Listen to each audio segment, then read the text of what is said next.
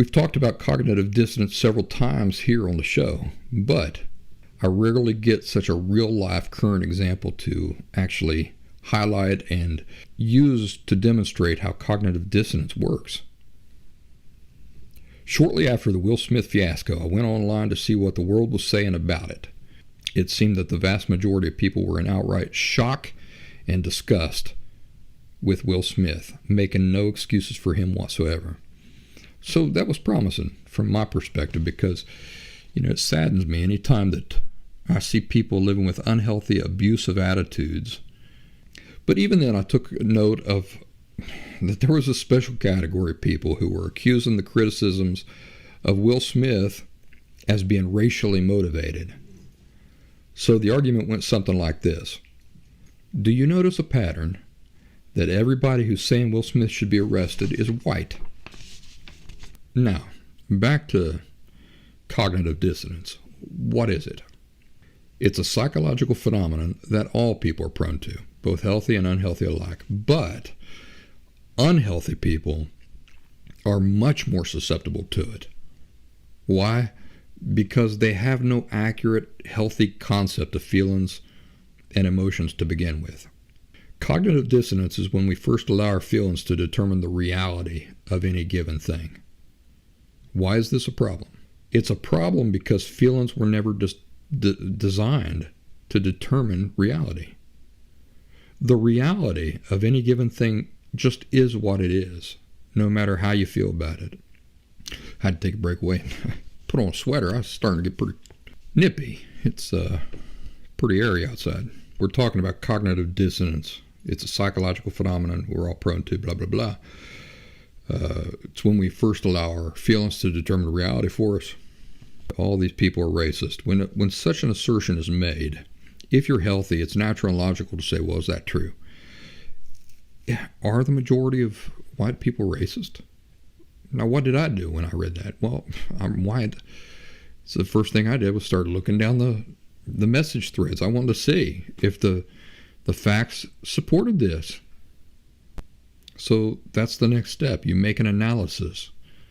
You look at the facts, the information that is before you. Healthy people who are not under the control of cognitive dissonance, what do? These are people who are not under the control of cognitive dissonance. They look at the facts, and they use the facts to help them reach the obvious conclusion. So when you have an expectation, let's say that you have a suspicion of something, you say, well, based on my suspicion, here is what I would naturally expect to see if my suspicion is true and it's going to hold up. These are the things that I would expect to see. So you look at the facts. You look to see if the facts support that. What happens when a healthy person who is not again, under the influence of cognitive dissonance, analyzes the information and sees that the information is contrary to the thing that they initially believed? Well, the healthy person takes the new information and they say, oh, well, I wasn't expecting that. I reckon I'm going to have to entirely change my conclusions. The new information causes them to completely toss out old beliefs and embrace new beliefs. They adjust their conclusions to match the evidence, the information that they have now observed. That's not what people who are experiencing cognitive dissonance do.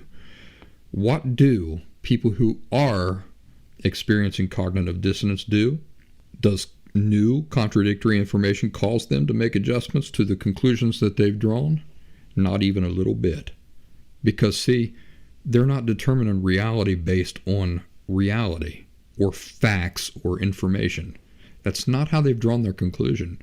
Do you remember how they drew their conclusion? By what they feel. So when they get this new information that does not at all point to or support the conclusions that they have arrived at based on their feelings, it doesn't matter because they still feel what they feel. They're not using information to arrive at that conclusion. It's just what they feel. And so they say, I feel this way. I feel that most white people are racist, so they are. What happens then if they get contradictory information, like flat out contradictory information? Well, then they do something completely nuts. They take they take this information that is unquestionably pointing in a direction that their feelings disagree with. In other words, their feelings say, no, white people are racist. Most white people are racist. I feel it. That's how I feel. So I just know it's true. But they get information that unquestionably points in the opposite direction. And they come up with explanations for why that information has in no way any effect whatsoever on what they already feel, what they want to believe, but is obviously not true at all.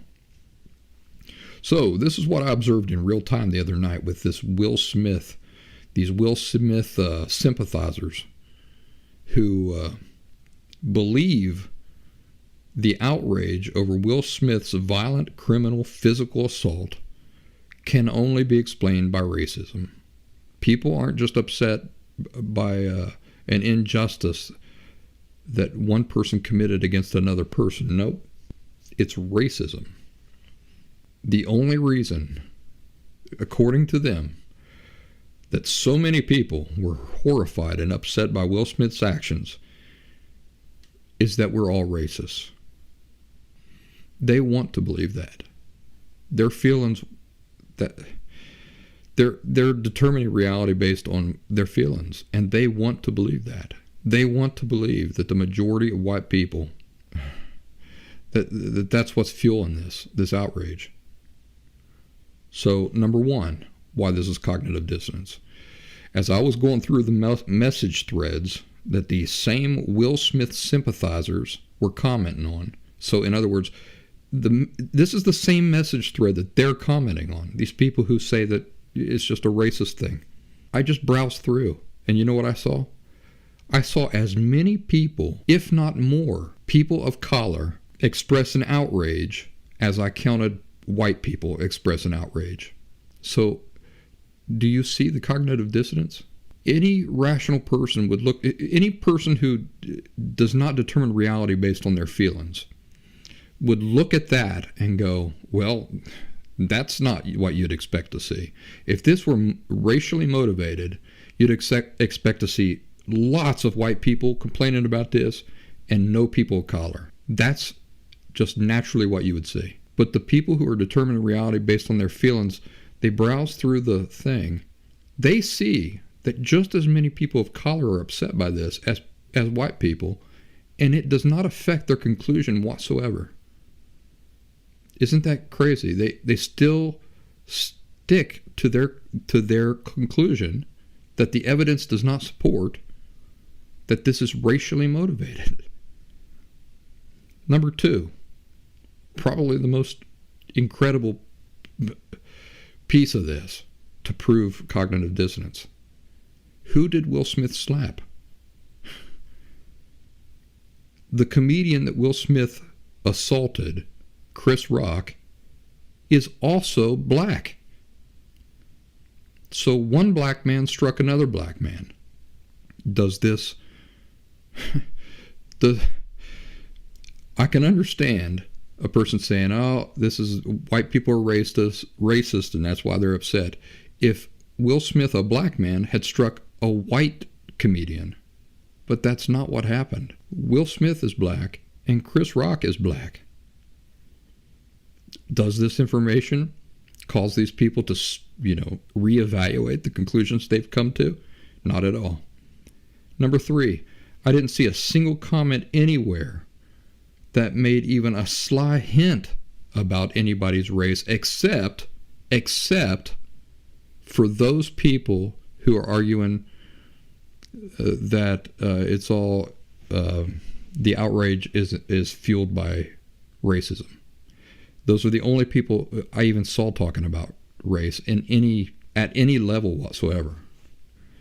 And number four, the day after, black celebrities everywhere were decrying the absolute atrocity that Will Smith had committed. So you see that a person who is not experiencing cognitive dissonance is able to say, if my suspicions are such and such, I should be able to look at the facts, the information that's available, and see this and this and this. You say, based on my suspicions, I should be able to look out and see this and this and this. If they look and don't see the things that their suspicions would necessitate in order for it to be valid, they go, oh, well, I guess my suspicions were completely wrong. The details or facts or information that I would naturally expect to see supporting my suspicions are not there. Therefore, I have to make adjustments to my conclusions. But the person who is experiencing cognitive dissonance does not do that. They reach a conclusion based on what they feel. Then they don't even bother looking for any information in any emotionally neutral or honest way. Their feelings have already told them that a thing is so, and they want to believe it, and so they believe it. If they're forced to look at information that contradicts what they already believe and what they want to believe, what they'll do is they'll selectively handpick that information. So they will go through 30 articles, 30 comments, 30 things that completely contradict what they want to believe, and they will focus on and highlight and emphasize the one thing that does seem to support their emotional conclusion. If they're pressed to admit that a piece of contradictory information is in fact undeniable, does this cause them to change their mind? Nope.